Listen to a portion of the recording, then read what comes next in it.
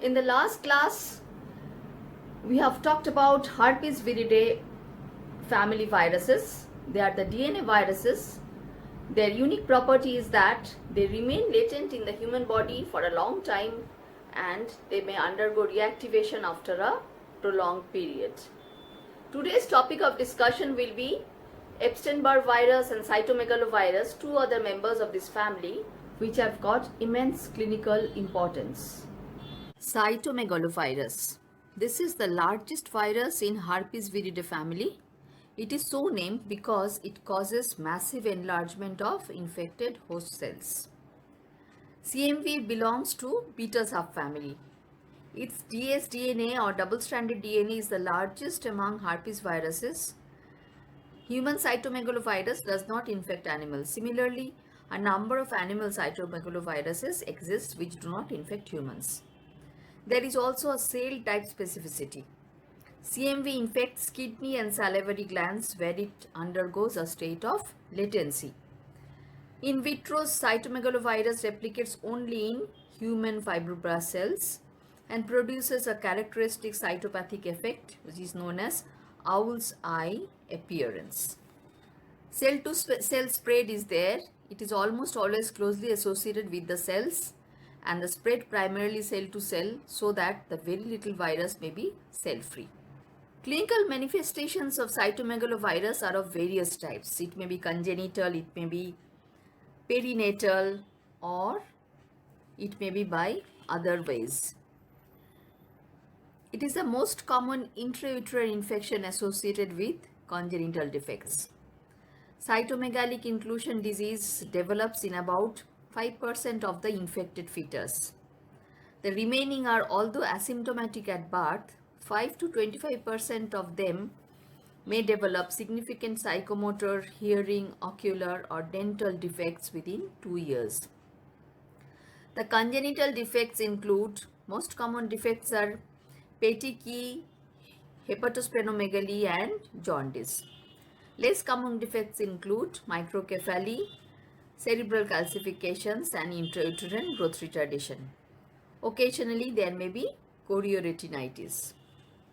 Risk is maximum if the infection occurs in early pregnancy and if the mother is primarily infected during pregnancy. Mortality rate is very high. In case of perinatal cytomegalovirus infection, transmission to the newborns occurs during delivery or postnatally during breastfeeding. Most of the infected infants remain asymptomatic but shed the virus in urine from 8 to 12 weeks of age up to several years. In healthy adults, CMV produces an infection following blood transfusion called mononucleosis-like syndrome.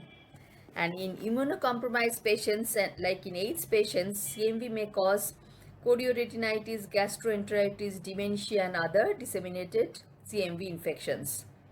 The most important thing is that organ transplant recipients. CMV is probably the most common viral infection that occurs in transplant recipients. Infection usually occurs between 1 and 4 months following transplantation. There may be bilateral interstitial pneumonia, febrile leukopenia, obliterative bronchiolitis, and graft atherosclerosis in heart transplants, and maybe there may be rejection of renal allografts. Now, regarding epidemiology, transmission is there for CMV infection. Close person-to-person contact is required for transmission. Various modes are there, like oral and respiratory spread is the predominant mode. There may be transplacental route, as has been discussed in detail. Blood transfusion, risk of transmission is about 0.1 to 10% per blood unit transfused. Organ transplantation and sexual contact. Reservoir, humans are the only known host for CMV. Virus may be shed in urine, saliva, semen, breast milk, and cervical secretions and is carried in circulating white blood cells. Now coming to the lab diagnosis of the disease. CMV produces characteristic perinuclear cytoplasmic inclusions in addition to the usual intranuclear inclusions seen in other herpes viruses. This is known as owl's eye appearance. This virus can be isolated from throat washings and urine by culturing in human fibroblasts, which are the ideal cells. Cytopathic effect is seen after 2 to 3 weeks of incubation. Typical inclusion bodies are seen. There may be multinucleated giant cells and enlargement of infected host cells. Antibody detection is the very important mode of diagnosis. ELISA has been available for detecting serum antibodies. CMV IgM antibodies appear in 1 to 2 weeks after infection and indicates recent or ongoing infection. It drops to below detectable levels within several months. IgG antibodies are produced few days after IgM and persist lifelong. Its presence indicates either a recent or past infection, which can be differentiated by performing IgG avidity test. CMV specific PP65 antigen in peripheral blood leukocytes by indirect immunofluorescence test using specific monoclonal antibody has also been used. Nowadays, the molecular methods are more in vogue, that is CMV DNA in blood or body fluids such as CSF can be detected by PCR.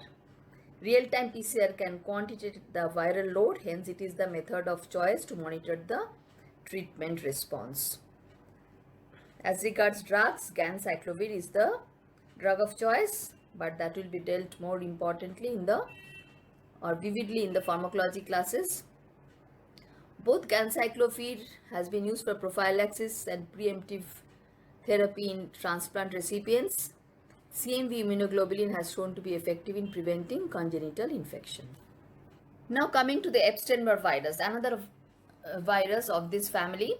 It is a member of the gamma subfamily of herpes viridae that causes infectious mononucleosis and is also associated with several human tumors including nasopharyngeal carcinoma and Burkitt's lymphoma. So its importance is somewhere else. Epstein-Barr virus has the different antigens like latent phase antigens. These are synthesized during the period of latency. Early antigens, they are non-structural proteins which help in viral replication. And late antigens, these are structural proteins that form viral capsid and envelope. Coming to the pathogenesis, Epstein-Barr virus is transmitted by oropharyngeal route through infected salivary secretions. The Epstein-Barr virus binds to specific receptors present on B cell, which are also receptors for C3b component of complement. Such receptors are also present on pharyngeal epithelial cells. So in the primary infection, what happens? It occurs in the oropharynx. Epstein-Barr virus replicates in epithelial cells or surface of B lymphocytes of the pharynx and salivary glands.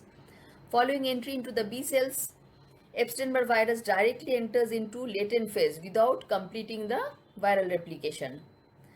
Though majority of the infected cells are eliminated, a small number of infected cells do persist for lifetime.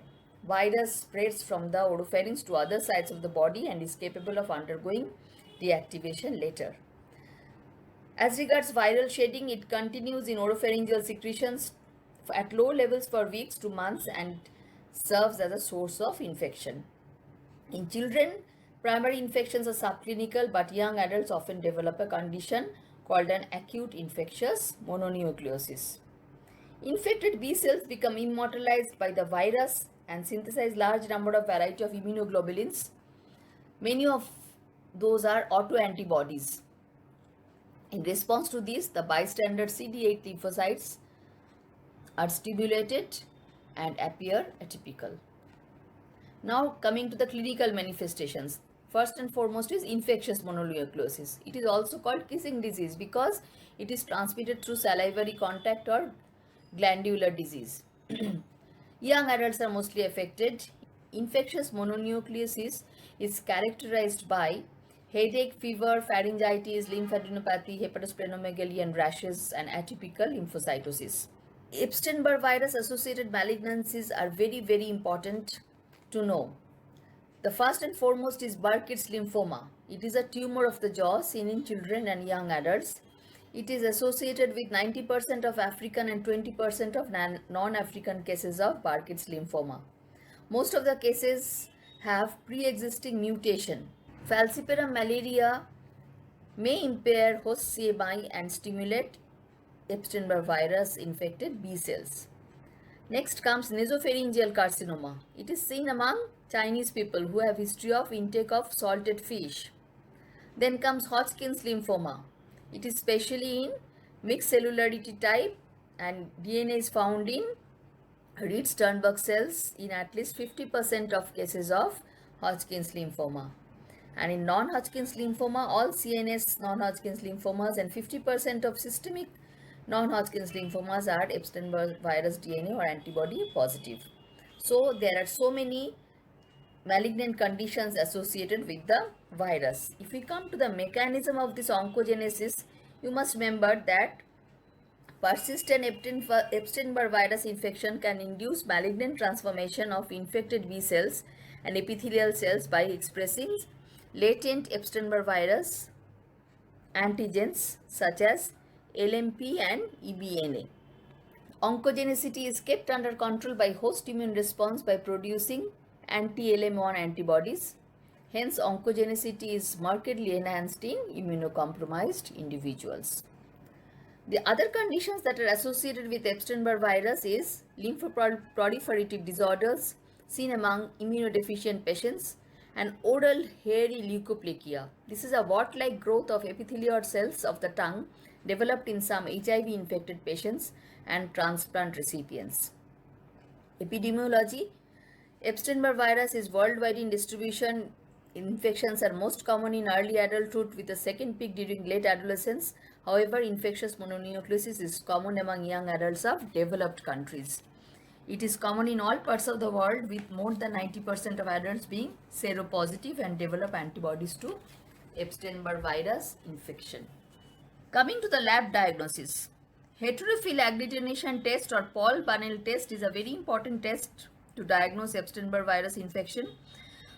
It is a tube agglutination test that uses sheep RBCs to detect heterophil antibodies in patient serum. Agglutination titer of more than 256 is considered as significant. There is another monospot test. It is modified heterophil agglutination test. It is simple slide agglutination test that uses horse RBCs instead of sheep RBCs. Then comes Epstein-Barr virus specific antibody detection. These tests have become more popular and are almost replacing the traditional heterophil antibody test. Antibodies to early antigens and antibodies to Epstein-Barr nuclear antigen. Other tests are PCR technique to detect Epstein-Barr virus DNA, real-time PCR to quantify the Epstein-Barr virus DNA load in blood, and virus isolation in laboratories may be done also, but that is a very time-consuming process. Treatment part: supportive measures such as analgesics are used in the treatment of infectious mononucleosis, and acyclovir is useful in the treatment of oral hairy leukoplakia. Now coming to other herpes viruses, human herpes virus 6. It infects T cells by binding to CD46 receptor. Its transmission is through infected oral secretions. It is also known as the 6th-day disease in children. Human herpes virus 6 causes 6 disease, also called exanthem beatum or roseola infantum. It is characterized by high-grade fever and skin rashes. In older age groups, HHV6 has been associated with mononucleosis-like syndrome. Human herpes virus 7 is transmitted by oral secretions mainly in children.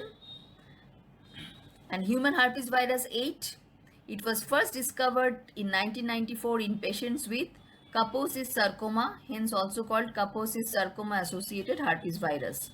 It belongs to gamma subfamily of herpes viruses and infects B cells. In high prevalence area, it is endemic in Africa. In low prevalence areas such as North America and Asia, it is transmitted by sexual route. In HIV infected people, human herpes virus 8 is associated with Kaposis sarcoma, a soft tissue sarcoma of vascular origin characterized by red to purple color growth under the skin, mouth, oral mucosa, lymph nodes. Primary effusion lymphoma or Castleman disease, that is a lymphoproliferative disorder of B cells. In immunocompetent host, HHV8 produces fever and rash.